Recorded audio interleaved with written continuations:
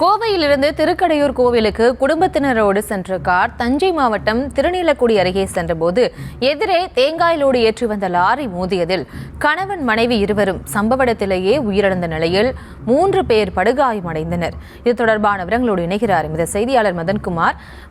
வணக்கம். இந்த விபத்து தொடர்பான முழு விவரம்.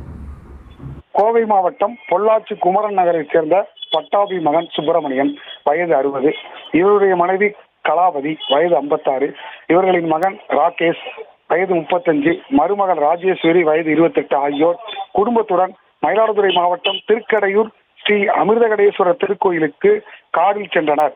காரை பொள்ளாச்சியைச் சேர்ந்த அப்துல் கபூர் மகன் ஆதார் அலி ஓட்டி வந்துள்ளார். இந்த நிலையில் இன்று காலை தஞ்சாவூர் மாவட்டம் திருவிடைமதுர் தாலுகா திருநீலக்குடி அருகே நரசிங்கப்பேட்டை பகுதியில் கார் வந்தபோது மயிலாடுதுறையிலிருந்து கும்பகோணத்திற்கு தேங்காய் லோடு ஏற்றி வந்த 4 பெண்கள் மற்றும் ஒரு ஆணுடன் வந்த லாரி கார் மீது நேருக்கு நேர் மோதியது.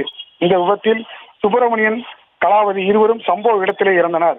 மேலும் காரில் பயணம் செய்த ராகேஷ், ராஜேஸ்வரி, டிரைவர் அசரத் அலி ஆகியோர் 3 படுகாயமடைந்தனர். உடனே அக்கம் பக்கத்தினர் மீட்டு கும்பகோணம் அரசு தலைமை மருத்துவமனைக்கு சிகிச்சைக்காக அனுப்பி வைத்தனர். இதில் லாரியில் வந்த திருவலங்காடு காவிரி நகரைச் சேர்ந்த நாராயணசாமி மகன் நீதிமோகன், மாரியம்மன் மனைவி சுமதி, கமலக்கண்ணன் மனைவி கலாவதி ஆகிய 3 லேசான காயங்களுடன் மருத்துவமனை சிகிச்சை பெற்று வீடு திரும்பினர். இது குறித்து தகவல் இருந்த திருநீலக்குடி போலீசார் வழக்கு பதிவு செய்து இறந்தோரின் உடலை பிரேத பரிசோதனைக்காக கும்பகோணம் அரசு மருத்துவமனைக்கு கொண்டு சென்றனர். இந்த நிலையில் லாரி டிரைவரான தென்காசி மாவட்டம் புளியங்குடி பகுதியைச் சேர்ந்த மாரித்துறை, வயது 49, திருநீலக்குடி காவல் நிலையத்தில் சரணடைந்தார். இதனால்